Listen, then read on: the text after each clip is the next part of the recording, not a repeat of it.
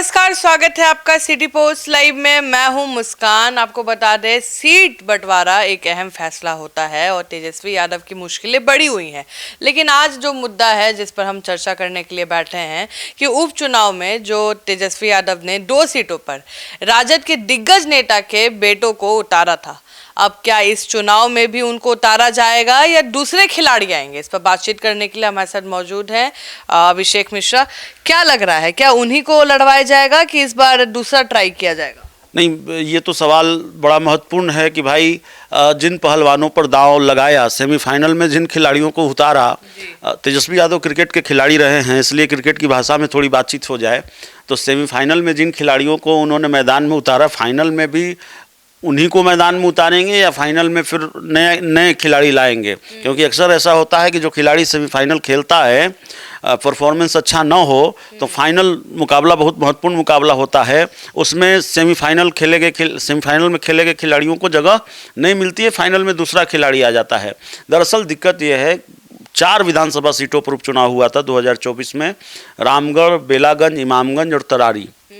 तो रामगढ़ और बेलागंज की बात करेंगे। ये 2 सीटें ऐसी थी जिसको आरजेडी का गढ़ माना जाता था, जिसके तिलिस्म को तोड़ना एनडीए के लिए आसान नहीं था। और खासकर बेलागंज की सीट, मेरा ख्याल है 35 सालों तक उस सीट पर आरजेडी का कब्जा रहा। लेकिन जब सुरेंद्र यादव वहाँ से सांसद बन गए तो जाहिर है उस वजह से उपचुनाव हो रहा था। वहाँ रामगढ़ से आरजेडी के विधायक थे सुधाकर सिंह, वो सांसद बन गए तो वो सीट खाली हुई, वहाँ से चुनाव हो रहा था।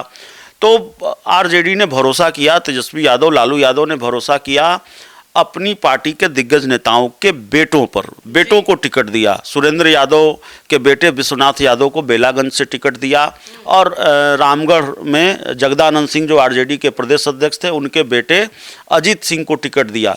लेकिन दोनों सीटें आरजेडी ने गंवा दी। तो एक तरह से आरजेडी सेमीफाइनल में सिर्फ हारी नहीं बल्कि अपना गढ़ गंवा बैठी। इमामगंज की हार शायद आरजेडी के लिए उतना चोट देने वाली नहीं रही होगी, या इमामगंज की हार आरजेडी के लिए कोई भी हार झटका देने वाली होती है, लेकिन इमामगंज की हार आरजेडी को उतना कष्ट नहीं पहुंचाया होगा। लेकिन बेलागंज और रामगढ़ की हार ने आरजेडी को झटका दिया होगा और जाहिर तौर पर आरजेडी ने शायद इसकी कल्पना नहीं की होगी, खासकर बेलागंज को लेकर। तो सवाल है कि टिकट कटेगा कि बचेगा विश्वनाथ यादव का, जो बेलागंज से सेमीफाइनल में उम्मीदवार थे, उपचुनाव में उम्मीदवार थे, और अजीत सिंह का, क्योंकि दोनों लालू यादव के बेहद करीबी नेताओं के पुत्र हैं, आरजेडी के दिग्गज नेताओं के पुत्र हैं। विश्वनाथ यादव मतलब सुरेंद्र यादव के पुत्र हैं जो आरजेडी के सांसद हैं, और अजीत सिंह आरजेडी के प्रदेश अध्यक्ष जगदानंद सिंह, माफ़ कीजिएगा, आरजेडी के पूर्व प्रदेश अध्यक्ष जगदानंद सिंह के पुत्र हैं। तो इस बार क्या फिर उनको टिकट मिलेगा? तो खबर यह है कि भले ही दोनों नेता आरजेडी के दिग्गज नेताओं के पुत्र हैं, लेकिन तेजस्वी यादव उन पर भरोसा नहीं जताने वाले, तेजस्वी यादव उन पर दांव नहीं लगाने वाले, और तेजस्वी यादव उनका टिकट काटने जा रहे हैं। हालांकि बीच में एक चर्चा यह भी हुई कि एक जो नेता हैं, पूर्व सांसद हैं डॉक्टर अरुण कुमार, जिनकी घर वापसी जेडीयू में नहीं हो सकी, वो आरजेडी में शामिल हो सकते हैं। लेकिन उनके कुछ करीबी लोगों से हमारी बातचीत हुई और उनके आरजेडी में जाने की संभावना नहीं है। लेकिन फिर भी आरजेडी इन सीटों पर नया उम्मीदवार तलाश रही है, नया पहलवान तलाश रही है, और इनका टिकट कटेगा। देखिए अभिषेक जी, सवाल ये उठ रहा है, क्या तेजस्वी यादव अब उस सारे फटे नोट जो चल रहे थे, मतलब जहां विधायक नहीं चल पाए, जहां पे उनका गढ़ था, वो साफ हो गया है, तो अब सारे विधायक जो सिटिंग विधायक है, जिसमें लग रहा है कि, क्योंकि आपको भी याद होगा प्रकाश विड का चलती गाड़ी से ही टिकट काट दिया था, बिल्कुल, और बीवा देवी का आपको याद होगा कि एनडीए के मंच में दिखी थी प्रकाश विड के साथ। तो क्या तेजस्वी यादव इस पर बहुत सिटिंग विधायक का टिकट काटने वाले हैं? क्या बहुत सारे विधायकों का टिकट काटने वाले हैं, और एक तो परफॉर्मेंस के आधार पर टिकट कटेगा। जैसे अभी हम बात कर रहे हैं अजीत सिंह और विश्वनाथ यादव की, तो वो परफॉर्मेंस के आधार पर बात कर रहे हैं। उनका परफॉर्मेंस खराब रहा और आरजेडी का गढ़ छिन गया। उनको उम्मीदवार बनाकर उन पर भरोसा किया तेजस्वी यादव ने, लेकिन वो गढ़ बचाने में कामयाब नहीं रहे। लेकिन टिकट कटने के बहुत सारे फैक्टर हैं, सिर्फ परफॉर्मेंस फैक्टर नहीं है। देखिए, सीटों की अदला बदली भी होनी है गठबंधन में, नए सहयोगी दलों को एडजस्ट करना है। अब जैसे अलौली की सीट है। अगर पशुपति पारस आएंगे तो वो अलौली की सीट मांग रहे हैं। अगर अलौली की सीट तेजस्वी यादव उनको देंगे तो रामवृक्ष सदा का टिकट रामवृक्ष सदा का टिकट कटेगा। उनका टिकट काटेंगे क्या तेजस्वी यादव, लग रहा नहीं, देखिए इतना आसान फैसला नहीं होगा तेजस्वी यादव के लिए।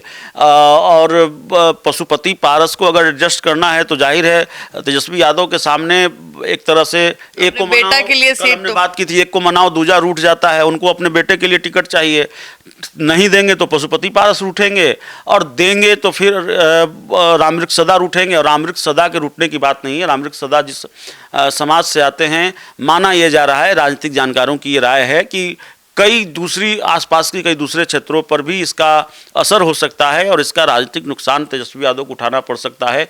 तो इसका नफा नुकसान तेजस्वी यादव तय करेंगे तभी। लेकिन फिर भी हम अलौली की बात छोड़ दे, चलिए अभी मानकर ये चलते हैं कि रामवृक्ष सदा का अभी टिकट नहीं कट रहा है, लेकिन कई सीटों की अदला बदली हो रही है। अब आप देखिए कि कांग्रेस कह रही है, कांग्रेस 2020 के विधानसभा चुनाव में 70 विधानसभा सीटों पर चुनाव लड़ी थी, 19 विधानसभा सीटों पर जीती थी, 51 विधानसभा सीटों पर हारी थी। और 51 विधानसभा सीटों पर, जिन 51 विधानसभा सीटों पर 2020 में कांग्रेस हारी थी, उन 51 में से 37 सीटों के बारे में वो करेगी हम इस सीट नहीं लेंगे, हमको इस सीट पर लड़ना ही नहीं है हमको। तो और क्या है, कांग्रेस का कहना है कि फटे नोट दिए गए थे हमें, फटे नोट 30 से 35 सीटें तो ऐसी थी जहां कभी महागठबंधन का खाता ही नहीं खुला। हाँ, तो ये जो 37 सीटें हैं वो हम नहीं लेंगे, इसमें से बंटवारा कीजिए, आप भी लीजिए, हम भी लेंगे, दूसरे सहयोगी दल भी लेंगे। तो जब चलिए कांग्रेस की अक्षरशः जो पूरी बात है वो आरजेडी न माने, लेकिन बीच का रास्ता भी अगर तेजस्वी यादव निकालेंगे, आरजेडी निकालेगी, तो जाहिर है बहुत सारी सीटों की अदला बदली करनी होगी, क्योंकि कांग्रेस की डिमांड आरजेडी और वाम दलों की कई सिटिंग सीटों पर भी है।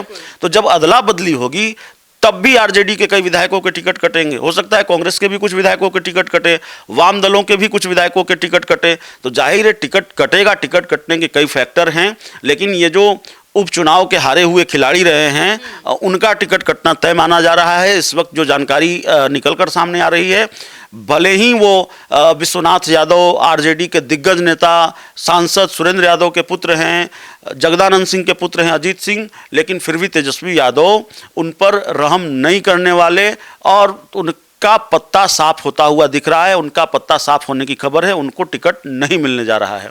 जी, तो आप सुन रहे थे पूरे डिबेट को, आपको क्या लगता है, क्या तेजस्वी यादव फिर से रिस्क लेंगे? लेकिन हमारे सूत्रों के अनुसार, हमारे संवाददाता के अनुसार ये टिकट कटने वाला है। आप क्या सोचते हैं हमें जरूर बताएं। फिलहाल इस खबर में इतना ही।